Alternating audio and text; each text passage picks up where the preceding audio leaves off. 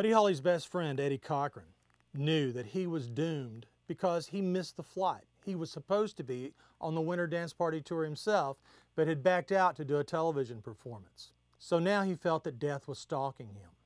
He performed a song that was called 3 Stars, and the song was a tribute to the fallen rock stars Buddy Holly, Ritchie Valens, and the Big Bopper. When he recorded the song, you can tell that Cochran is visibly moved as he talks about his friend Buddy Holly and remembering him with tears in his eyes.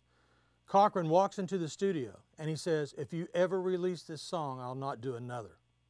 Tragically, he did do another. The song was called 3 Steps to Heaven, and it was almost like a premonition.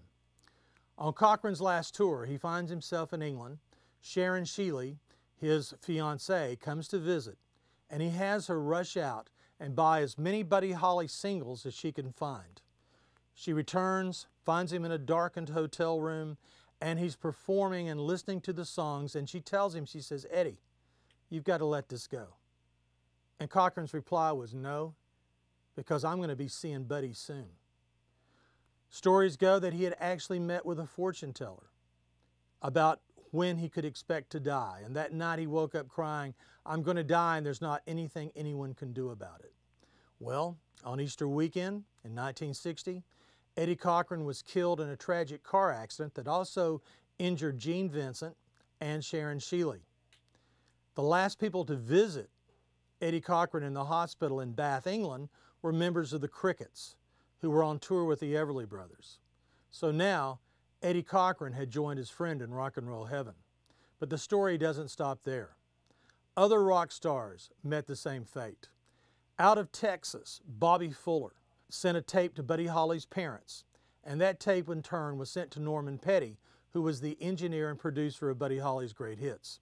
So, Bobby Fuller, following in the West Texas sound, worked with Norman Petty in Clovis, New Mexico, but soon found his way to Hollywood. When Bobby Fuller and the Bobby Fuller Four come to Hollywood, they take a sensation in the song called "I Fought the Law and the Law Won." Now that song was written by Sonny Curtis, who was a guitarist in the Crickets. Now Bobby Fuller, good looking, very talented, was carrying the mantle of Buddy Holly, and then a strange event occurs. The phone rings at his apartment at 1 o'clock in the morning, and Bobby Fuller had brought his mother to stay with him in Hollywood.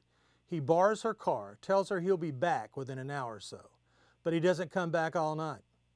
Later, that next afternoon and into the evening, she hears his car return, but no Bobby. She finally goes out and she finds her son's body stretched across the front seat.